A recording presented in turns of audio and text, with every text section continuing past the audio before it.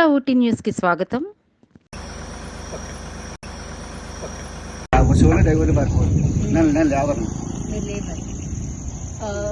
ఎస్ఐకి కాల్ చేయండి. ఎస్ఐకి కాల్ చేసి అండ్ వెంటనే వాళ్ళకి కాల్ చేసి తీసుకెళ్ళండి.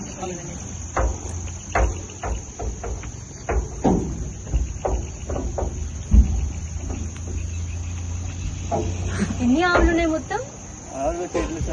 బండ్లో 18 ఎక్కించాం. 18 ఎక్కించాం. ఎలా ఎక్కిస్తారు ఇప్పుడు? ఆవులన్నింటి బండిలో ఒక బండిలో ఒక బండి కాదు సార్, చాలా బండ్లు వస్తుంటాయి. ఎక్కడికి వెళ్ళాలి వాళ్ళు?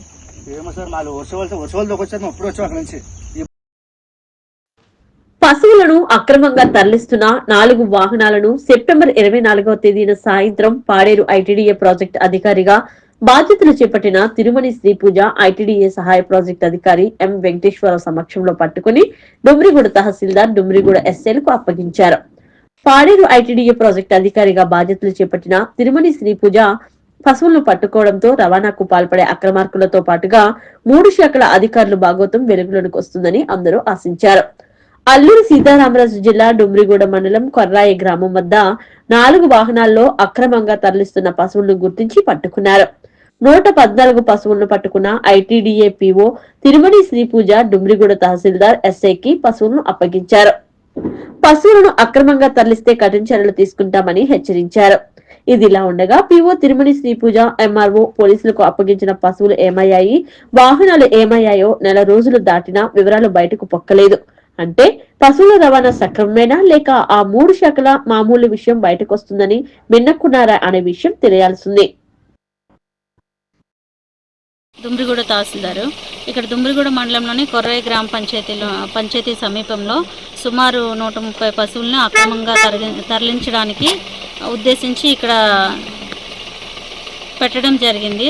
అయితే ఆ సమాచారం మేరకు ఐటీడీఏ పీఓ మేడం గారు ఆదేశాల మేరకు పీఓ మేడం మరియు పోలీస్ సిబ్బంది మరియు రెవెన్యూ సిబ్బంది యానిమల్ హస్బెండరీ వారు వచ్చి పశువులను సీజ్ చేయడం జరిగింది. అలాగే రేపు పొద్దున్న ఒక నిర్ణయం 3 డిపార్ట్మెంట్ల వాళ్ళు ఒక నిర్ణయం తీసుకొని తదుపరి చర్య తీసుకోవడానికి మేడం గారు ఆదేశాలు జారీ చేశారు. అంతవరకు ఇక్కడ రెవెన్యూ మరియు పోలీస్ డిపార్ట్మెంట్ వాళ్ళు ఈ పశువుల వద్ద పర్యవేక్షణ ఎటువైపు తరలించకుండా ఉంచడానికి చర్యలు చేపడుతున్నారు. 130 అండి.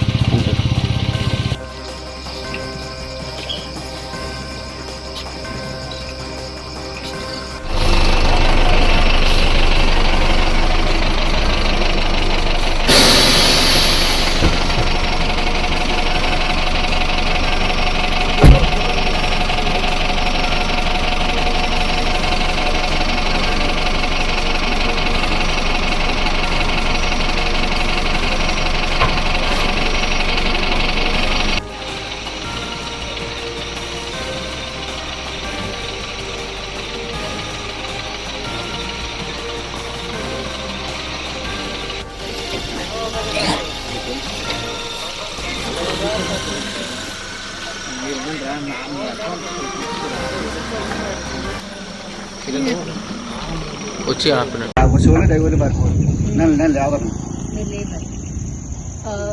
ఎస్ఐకి కాల్ చేయండి. ఎస్ఐకి కాల్ చేసి అండ్ వెంటనే వాళ్ళకి కాల్ చేసి తీసుకెళ్ళండి.